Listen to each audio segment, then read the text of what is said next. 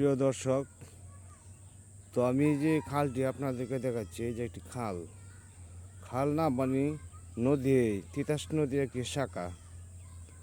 তো নদীর ওই পাশটা হচ্ছে আপনার কুমিল্লা জেলা,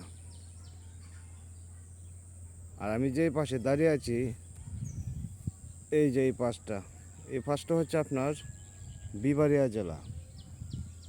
কি অদ্ভুত ব্যাপার, একটি খাল দুইটি জেলাকে ভাগ করে দিয়েছে। আর গ্রামটা অনেক সুন্দর, দেখার মতো একটি গ্রাম।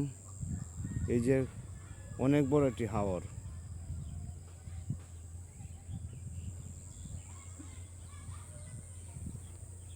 এই সামান্য একটা খালে দুটা জেলাকে আলাদা করে দিয়েছে।